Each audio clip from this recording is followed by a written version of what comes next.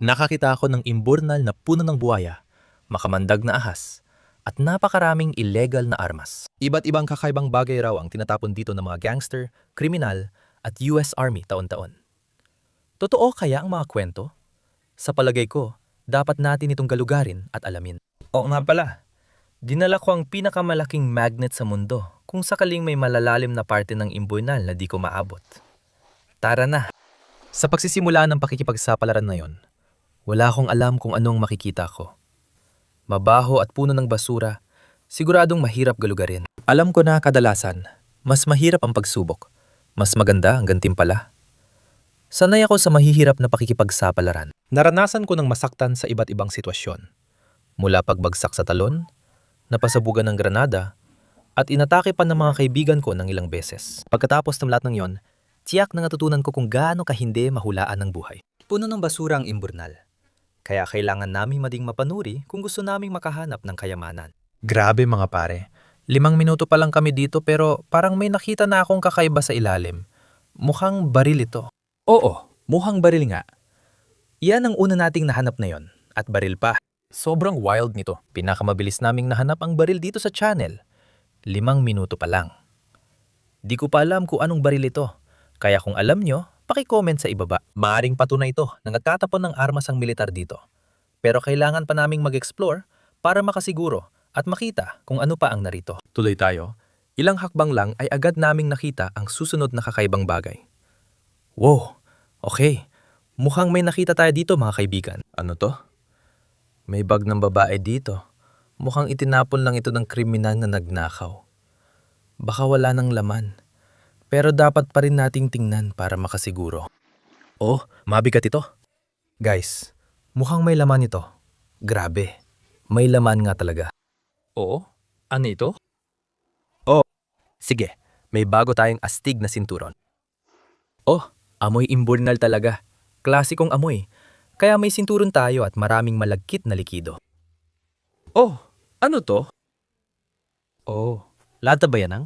Para sa akin, lata ng pepper spray yan mga pare. Kasi may nakasulat na Police OC sa harap. Ibig sabihin, pepper spray talaga yon. Kung napanood nyo na ang channel ko, hindi ako masyadong magaling pagdating sa paghahanap ng pepper spray. Pero ngayon, gagawin natin ito ng tama. At kung nagtataka kayo kung anong ibig sabihin nito, i-spray natin ito. Bakit kung ba gagamitin ng pepper spray? May lata kasi ako. Kaya bakit hindi ko subukan? Siguro kailangan muna itong kalugin bago gamitin. I turn mo yung maliit na knob papunta sa firing position. Tapos, ay ang astig nun, tingnan mo yan. Ay, sige, hindi. Huwag ispray sa hangin mga pare. Ispray ko, tapos bumalik. Bumalik sa mukha ko. Sige, 2 na sa 2 beses. Napuruhan tayo ng pepper spray. Tingnan pa natin ang laman ng bag. Ang paggamit ng produktong ito sa ibang paraan bukod sa pagtatanggol sa sarili ay isang mabigat na krimen ayon sa batas. Mukhang makukulong ako. Mga tol, may konti tayong basura dito. Ang sosyal. At grabe mga tol, may susi tayo ng Ferrari mga tol. Ang wild nito. Hindi pa ako nakakakita ng susi ng sports car. Mukhang mayaman ang may-ari ng bag na to. Kasi sino bang may Ferrari? Sa natitira nitong laman, mukhang yun na yon. Wala na akong ganong makitang iba rito. Kaya tuloy lang tayo at tingnan kung may makikita pa. Sa kanto malapit sa bag, may nakita akong maliwanag na bagay na di dapat nasa imburnal. Grabe, tingnan niyo yung kutsilyo. Ang lupit ng itsura niyan. Bakit kaya balik ko yan? Sira ba yan o ano? Pero sa tingin ko, hindi naman sira. Para sa akin, nakakatakot talaga ang itsura ng kutsilyong to. Baka military na sandata ito. Kasi para saan pang ganitong itsura? Mga tol, ang astig talaga nito. Kung may nakakaalam kung anong klaseng kutsilyo to, sabihin nyo lang sa comments. Pero tara, maghanap pa tayo.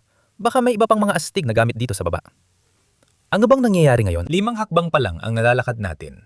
May nakita na naman akong baril. Tiyak dito nagtapo ng militar ng US, dito basta-basta. Tingnan mo. Ibig kong sabihin, baril talaga yan. Tara hilahin natin palabas. Sandali, teka, ano to? Sige, tingin ko baril nga to. Pero parang sira na siya. Kaya siguro itinapon ng militar. Kalahati ng baril na to nawawala, wasak na talaga. Kita mo pa yung mga butas ng lagayan ng mga bala. Baka ginamit ng militar. Tapos itinapon kasi si Rana. Wala akong ideya. Kung alam mo anong baril ito, sabihin sa comments. Tulad ng dati. Nakakatakot pa rin ang nakita natin. 2 pistola sa isang pitaka. Pakiramdam ko simula pa lang ito ng mga kakaibang bagay na mahahanap pa natin. 20 minuto na akong naglalakad at may nakita na naman akong kakaiba. Hindi pa ako sigurado, pero tingnan natin. Hindi dapat yan nandyan sa imburnal. Ito ang hinahanap natin. Isang bagay na hindi dapat nandito. Sandali ng katotohanan. Ano kaya ito? Meron tayong. Ay, relo pala ito. Ayos yan ah. Anong klaseng relo kaya ito? Hindi pa ako nakakakita ng ganito dati.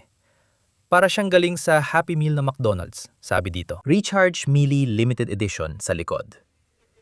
Kung alam niyo kung ano ito, gaya ng dati, sabihin niyo lang sa akin kasi ang astig talaga ng itsura nito. Kahit ano pa, isuot na lang natin itong astig na relo at magpatuloy maghanap. Grabe, paano nga ba magsuot ng relo ang mga tao? Sige, tara. Magpatuloy na lang tayo sa paghahanap. Ano ba itong nakita natin dito sa ngalan ni Abraham Lincoln? Nagtatatapon na ba ang hukbo dito? Simula pa noong 1776? Ano ba to? Mukhang ito na ang ikatlong baril na yung araw. Pero parang pistola ng pirata yan. Tignan mo yan. Oh, gumagana pa kahit papaano. Mukhang ito na ang pinakamatandang baril na nakuha ng magnet fishing YouTuber. Ano nga ba ang gamit ng ganitong setup? Naniniwala akong huling beses mo nang ginulo ang dibdib ko. Wow! Ano itong mga ito? Parang may tambak ng bala dito. Oo, sigurado. Bala nga ang mga ito. Marami sila. 3, 4. Oh, baka ito na yon. Sigurado ako. Bala ito ng militar. Tingnan mo ang laki. Halos kalahati ng ulo ko. Sasabog ba ito sa kamay ko? Sa tingin ko, mas mabuting iwan na lang natin ito at magpatuloy ng dahan-dahan. Naglakad ako pababa sa imburnal at may nakita akong bagong sangay na di ko pa napuntahan. Hindi ko alam, pero ang sanggay na ito ang magbabago sa paghahanap natin. Sige mga pare, may nakita tayong bagong sanggay ng imburnal at aminin ko, ang baho dito. Maraming basura at kadiri dito. Pero may iba ring gamit akong napapansin. Ibig kong sabihin, pagtingin mo lang sa paligid, may wrench agad dyan. At meron tayong, grabe, may kutsilyo pa tayo. Ano bang nangyayari dito? Sulit talagang parte ng imburnal na ito. Tingnan niyo lahat ng astig na nahanap natin. Yung wrench, medyo boring. Pero tingnan niyo itong kutsilyo. Switchblade yan mga tol. Tingnan niyo, lumalabas talaga yung talim at lahat. Pero sa tingin ko, hindi na siya gumagana. Pero totoong switchblade yan, ang astig. Ngayon lang ako nakakita ng ganito. Social pa at may carbon fiber na hawakan. Ebidensya talaga ito ng krimen. Kasi kilalang switchblade sa mafia sa Talas. At nakakatakot. Tama sila. Nakakatakot talaga to. Maingat nating ilalagay ito at magpatuloy. Baka may iba pa dito. Parang may nakita akong kamo. Mukhang may isa pa tayong gamit militar. Ay, ano to? Oo, siguradong gamit militar talaga yan. Oo, militar yan. Sa tingin ko, vest yan. Sa tingin ko parang military na bulletproof vest yan. Mga pare, grabe. Hindi naman ako Navy SEAL, kaya hindi ko alam kung totoong bulletproof vest to. Parang manipis siya, pero sigurado akong military equipment talaga yan. Tingnan mo yung kamo. Bakit kaya itinapon to ng army? Ibig kong sabihin, mukhang maayos at halos di nagamit ang bulletproof vest. Wala halos gasgas, kaya malaking bagay. Lalo na't nahanap ko to sa imburnal. Susubukan ko ba dito? Tara. Sige, baka hindi ko na lang isuot. Pinaka-astig na ito sa nahanap natin. Pero feeling ko may mas cool pa dito. Kaya hanap pa tayo. Uy, may nakuha ako. 2 pa nga. Teka, ano yun? Nagkaka-stroke ba ako ngayon? Ano tong mga to? Parang lumang military knee-pad yata to. O kaya elbow pad. At ano naman to? Sandali, parang alam ko na kung ano to. Parang nakakita na ako ng ganito dati. Nung huli ako nag-explore sa isang military dump. Yung huli kong nakita, may lamang parang asido na nakasunog sa akin nung binuksan ko. Sanay ba naman to ngayon? Oh, sige, nabuksan na. Medyo natatakot ako mga tol. Oh, teka ano? Pareho lang pala. Tingnan mo yan. Parang, ewan ko kung langis ba to o ano ba to. Grabe yan. Sige, siguro tigil ko na pagbuhos nito ha. Hindi ko alam kung para saan ginagamit ito ng army. Pero sa 2 beses ko nakita, puro matitinding chemical laman. Kung alam niya to, paki-comment na lang kasi ang hapdi ng daliri ko. Okay na rin ang nakuha ko. Nakakuha ako ng knee-pad ng army at 12 bioengineered na sakit. Tapos nakakita pa ako ng 2 pang siguradong gamit militar. Nagiging kumpiyansa na ako na malapit na kami sa pinagmumulan kung saan nanggagaling lahat ng to. Nung huli kong explore sa tambakan ng army, nakakita ako ng machine gun. Hindi natin alam anong mahahanap dito sa ilalim. May nakita ko, di ko pa alam kung ano yun. Pero kung ano man yun, ang laki nun. Ano kaya yun? Grabe. Ay, isa itong military helmet. Yun mismo yun. Isa itong helmet ng sundalo. Wow, pagtingin mo dito, madali talagang malaman kung bakit nila ito itinapon. Sobrang sira na ito at literal na parang niluto. Mukhang nasunog talaga. Ngayon, nakakita na ako ng mga helmet ng sundalo dati. Pero hindi ko pa nahanap ang ganitong klase nun. Ang klase na ito ay gawa sa material na tinatawag na Kevlar. Ang Kevlar ay ginagamit din sa bulletproof vest. Kaya sabi nila, bulletproof din ang mga helmet na ito. Ngayong una ko lang nakakita ng ganitong helmet. Gusto kong subukan ang tibay nito. Una, tatapakan ko ito para makita kung kayang bigat ko. Ang bigat ko ay 140 libra. Wow, ayos. Matibay talaga itong bagay. Sinasabi nilang bulletproof daw to. Pero ang tanong, kaya ba nito ang konkreto? Oo, mukhang kaya nga nito ang konkreto. Bago tayo magpatuloy, mag-like, mag-subscribe, at i-turn on ang notifications para hindi ninyo mamiss ang mga kakaiba kong pakikipagsapalaran. Tara, maghanap pa tayo ng iba. Paglapit ko sa dulo ng imburnal, nakita ko ang sarili ko sa harap ng malaki at malalim na bunganga nito. Saan kaya galing ang mga kakaibang bagay na to? Mabuti na lang dala ko ang gamit ko. Sa tingin ko, narating ko na kung saan lumalabas ang mga sandatang ito. Sa palagay ko, lumalabas sila sa lagusan sa likod ko. Ngunit masyadong malalim ito para pasukin. Pero kaya may pinakamalaking magneto sa mundo. Ipapadala natin ang gamit at ihahagis ang magneto sa tubig para makita ang mahanap. Ilang hagis lang ang ginawa namin at agad naming nakuha ang una naming malaking tuklas. Mukhang may pistol tayong nakuha. Saglit ko lang nakita pero mukhang pistol nga yata. Mga tol, eto na. Sandali ng katotohanan. Sira na ba ako? Oo nga mga tol. Ito ang una nating nahanap dito. Isang baril na revolver. Matanda na ito. Pero tingnan niyo ang hawakan niyang kahoy. Maayos pa ang kondisyon. Hindi ko tiyan matagal na ito rito. Malamang itinapon lang mga ilang buwan na ang nakalipas based sa kondisyon. Buti na lang, mukhang wala rin itong bala. Pero nakakatakot pa rin yun. At magandang senyales din para sa mga susunod na makikita natin. Oh, ano to? Parang may maliit na lever? Parang panghawak ba to? Ay, ang astig naman. Di ko alam gamit ito, pero may kakaibang lever dito. Kung alam nyo kung anong uri ng pistola o para saan ang lever na to, comment lang sa ibaba. Ibalik na natin ang magnet sa tubig at sana makahanap pa tayo ng isa pa. Huwag mo akong biguin na yon. Wow. Perpekto ang hagis. Sana may nakuha tayong yaman. Oh, may nararamdaman tayong humihila. Sige, baka may nakuha tayo dito na maganda. Sana baril ulit, pakiusap. Ay, talagang nakadikit ng husto yan. Sige na, umaangat na siya. Malapit na nating makuha. Uy, may nakuha tayo. Uy, dalawa pa nga. Ano ba tong mga to, guys? May nakuha tayong piraso ng bakal, parang rebar, at missile ba yan? Hindi ko alam kung ano to. Tingnan natin kung matatanggal natin to nang hindi tayo sumasabog.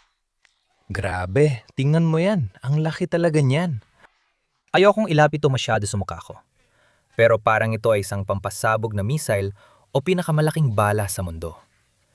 Kahit ano pa man, delikado to. Kung ano man talaga to, mukhang tiyak na itinapon to ng militar dito.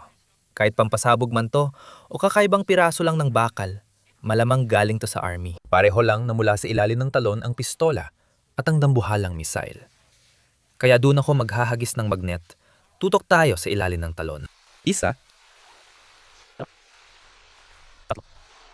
Ay, perpektong hagis. Hihilahin ko ito ng dahan-dahan para mas marami tayong makover na lugar at walang mamiss. Ay, may nararamdaman ako. Sa tingin ko, 3 sa 3 tayo pare. May nakuha ba tayo? May nakuha tayo? Oh, ano yon? Sige, meron tayong, hindi ko alam kung ano yon. Isang berdeng sinturon na balot sa bakal. Sa tingin ko, sinturon nga ito. May parang dalawang kawit ito nagsasama at nagkakabit sa isa't isa. At may mga maliliit na piraso ng bakal dito. Sa tingin ko, baka ito ay sinturon ng bala ng militar o kung anuman. Subukan natin isuot ito. Nako, parang napabayaan ko ng sarili ko ah. Parang natutulak lahat ng laman loob ko. Pero mukha akong astig. Pakiramdam ko nagpalit ng pwesto ang puso at baga ko. Matapos ang ilang beses na paghagis sa talon at kakaunting tagumpay, nilipat ko ang atensyon sa malapit na puno kung saan maaring may gamit. Ilang sandali na rin kami naghagis ng magnet doon. Sa tingin ko, nakuha ko na lahat sa ilalim ng talon. Pero may puno sa tabi na malalim at mukhang may mga bagay din sa ilalim nun. Mahirap itong targetin. Ihahagis ko ito sa tabi ng puno na di naipit ang magnet. Handa na? Sige, grabe. Hindi na pwedeng maging mas perpekto pa ang pagkakahagis na yon. Sana tama ang mga kalkulasyon ko. At may kayamanan sa ilalim ng puno. Ang lalim nun. Nararamdaman kong bumitaw ang magnet. Yung punong yon. Parang 4 o 5 talampakan ng lalim. Ang baho ng tubig at sobrang lamig pa. Kaya kung wala akong makuha, baka sumuko na lang ako. Naku naman.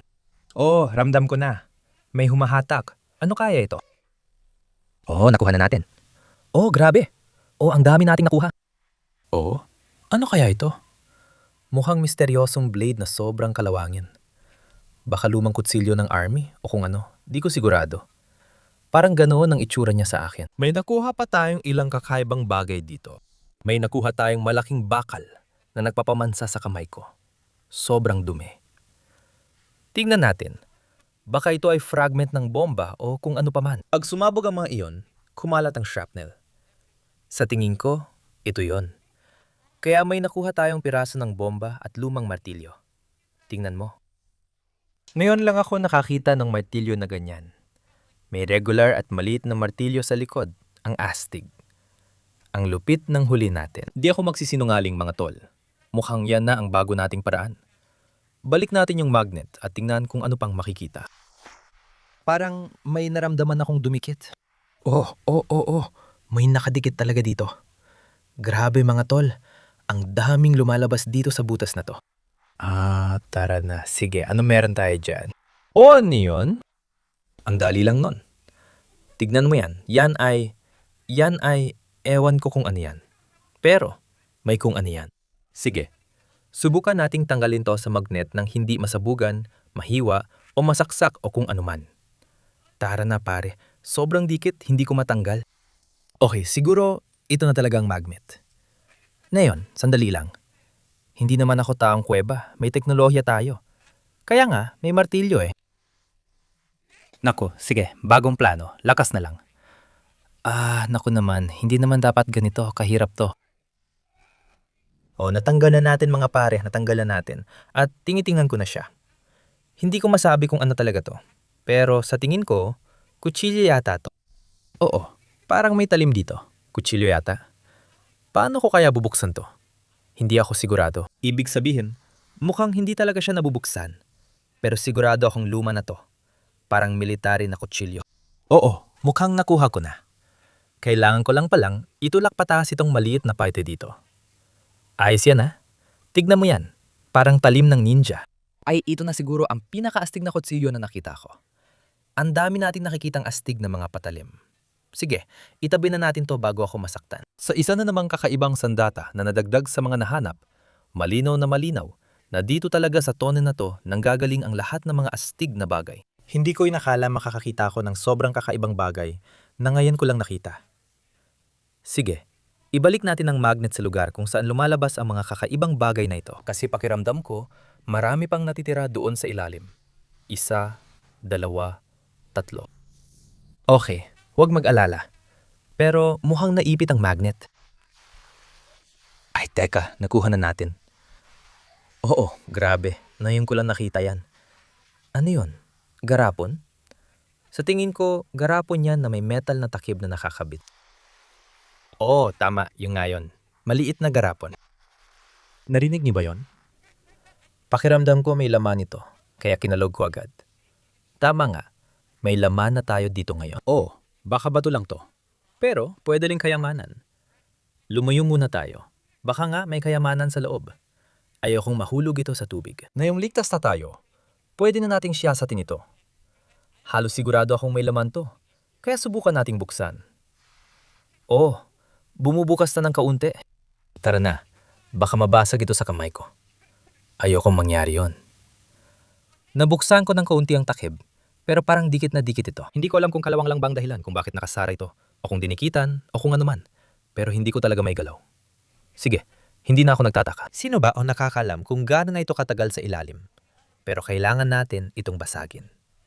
Sige, babasagin na natin ang misteryosong garapon sa 3, 2, 1.